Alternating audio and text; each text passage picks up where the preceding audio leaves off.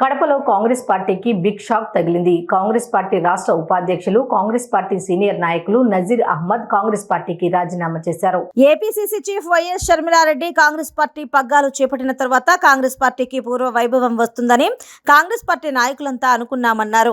కానీ కాంగ్రెస్ పార్టీకి షర్మిలారెడ్డి వచ్చిన తర్వాత నాయకులకు, పార్టీకి, కార్యకర్తలకు మేలు కంటే కీడు ఎక్కువగా జరిగిందన్నారు. రాజంపేట కాంగ్రెస్ పార్టీ పార్లమెంటు అభ్యర్థిగా నన్ను ప్రకటించి తెలంగాణలో ఉండే అభ్యర్థికి బీఫామ్ ఇచ్చి ఇక్కడ నిలబెట్టడం ఎంతవరకు సమంజసమని ఆయన ప్రశ్నించారు. షర్మిలారెడ్డి డబ్బు ఉన్న వారికి టికెట్లు కేటాయించడం జరుగుతుందన్నారు. నమస్కారం. ఈరోజు కాంగ్రెస్ పార్టీలో రాష్ట్ర ఉపాధ్యక్షునిగా ఉన్నాను. నేను ఆ పదవికి తర్వాత పార్టీ సభ్యత్వానికి కూడా నేను రాజీనామా చేశాను. చాలా మంది ఆశ్చర్యపోతున్నారు. నజీర్ అహ్మద్ అంటే కాంగ్రెస్, కాంగ్రెస్ అంటే నజీర్ అహ్మద్, కాంగ్రెస్ అంటే నజీర్ అహ్మద్. ఇది కడపలో ఎవరిని అడిగినా వాడు చెప్పిన పేరు ఇది సామాన్యంగా అందరికీ రాదు. ఎందుకంటే పార్టీకి నేను చేసిన సేవలకు గుర్తింపుగా కడప ప్రజలు నజీర్ అంటే కాంగ్రెస్ అనే పిలిచి వచ్చారు. నేను కూడా కాంగ్రెస్ పార్టీకి ఆ రకంగానే పనిచేస్తూ వస్తున్నాను ఈ రోజు వరకు. షర్మిలమ్మ గారు ఈ మధ్యనే కాంగ్రెస్ పార్టీకి వచ్చి అధ్యక్షురాలుగా బాధ్యత తీసుకోవడం జరిగింది. అందరూ సంతోషించారు, నేను కూడా సంతోషించాను. ఎందుకనంటే రాజశేఖర రెడ్డి గారి బిడ్డ కాంగ్రెస్ పార్టీకి వస్తుంది, కాంగ్రెస్ పార్టీ బలపడుతుంది, కాంగ్రెస్ పార్టీ నాయకులకు, కార్యకర్తలకు మేలు జరుగుతుంది అనే ఆలోచనలో మేమందరం ఆమెను స్వాగతించాం. ఎంతవరకు స్వాగతించామంటే కడప పార్లమెంటుకు నేను అభ్యర్థిగా ఉంటానని నేను చెప్పిన తర్వాత నా పేరు పూర్తి స్థాయిలో కడప పార్లమెంటుకు పరిశీలనకు వచ్చిన తర్వాత షర్మిల గారు నేను కడపకు పోటీ చేస్తానంటే మనస్ఫూర్తిగా ఒప్పుకున్నాను. కడప అసెంబ్లీ అడిగితే కడప అసెంబ్లీ కూడా మీకు కాదు వేరే వాళ్ళకి ఇస్తామని చెప్పారు. దానికి కూడా నేను ఒప్పుకున్నాను, ఎందుకంటే అధ్యక్షురాలని గౌరవించాలని.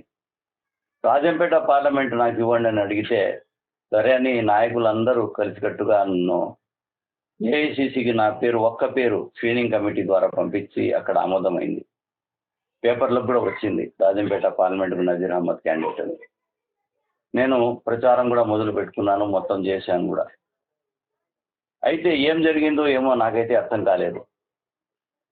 చెప్పడం అంటే చాలా చెప్పవచ్చు, కానీ షర్మిలమ్మ గారు వచ్చిన తర్వాత కాంగ్రెస్ పార్టీలో ఉండే నాయకులకు కానీ కార్యకర్తలకు కానీ మేలు కంటే కూడా కీడు జరిగిందని నేను అంటున్నాను. ఉదాహరణకు నా గురించి నేను చెప్పుకుంటాను.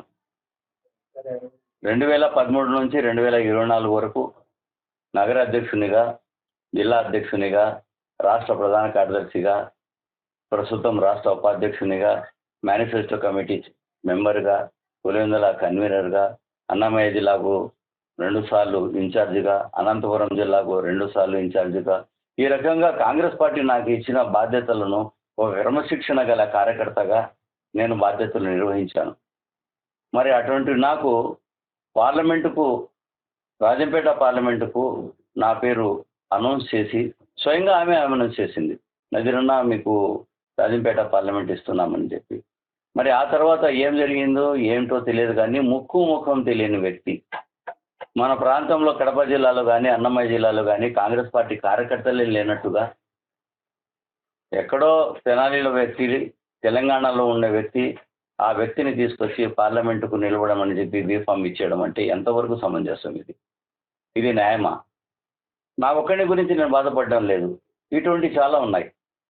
ఇటువంటివన్నీ రేపు క్లుప్తంగా మరికొన్ని విషయాలు నేను చెప్తాను. అయితే టోటల్ మీద ఇక్కడ జరిగింది పూర్తిగా న్యాయం జరగలేదు. అదే కేవలం డబ్బు ప్రాతిపదికన అందరికీ టికెట్లు కేటాయించడం జరుగుతుంది.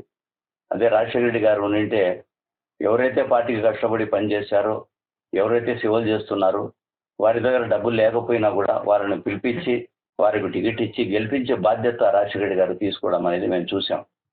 మరి అదే బాటలో, తండ్రి బాటలో ఆమె నడుస్తుందని అనుకున్నాం, కానీ ఈ రకంగా పార్టీని పూర్తి స్థాయిలో ముంచేస్తుందని చెప్పి మేము అనుకోలేదు. ఈమె నాయకత్వంలో పని చేయాలంటే మేము ఇమ్మడలేము. ఎందుకంటే నేను రాష్ట్ర ఉపాధ్యక్షుని స్థాయిలో ఉండి కూడా అధ్యక్షురాలతో నేను మాట్లాడాలంటే డైరెక్ట్గా మాట్లాడే అవకాశం నాకు లేదు. నాకే కాదు, మనకు రాష్ట్రంలో ఉన్న పెద్ద పెద్ద నాయకులు పేర్లు చెప్పాల్సిన అవసరం లేదు. ఏ నాయకుడు కూడా డైరెక్ట్గా ఆమెతో మాట్లాడే అవకాశమే లేదు. ఎంతసేపు ఉన్నా కానీ అలా పిఎలు ఉన్నారు కొంతమంది, వాళ్ళకు ఫోన్లో మాట్లాడాలా, వాళ్ళు మెహర్బానీతో ఆమెతో మాట్లాడాలా. మరి ఈ పరిస్థితి మొత్తం ఆంధ్రప్రదేశ్ రాష్ట్రం అంతా ఉంది. టోటల్ మీద కాంగ్రెస్ పార్టీకి అన్యాయం జరుగుతుంది. ఈ విషయాలన్నీ నేను రాజీనామా అయితే చేసేసాను. కాంగ్రెస్ పార్టీకి చాలా బాధగా ఉంది. అయినా కూడా ఇటువంటి విషయాలు ఇంకా జరగకూడదు, పార్టీకి నష్టం జరగకూడదు అనే ఉద్దేశంతో రేపు నేను ఏఐసీసీకి కూడా పూర్తి సమాచారం ఇచ్చేదానికి నేను సిద్ధంగా ఉన్నాను, ఇస్తాను కూడా.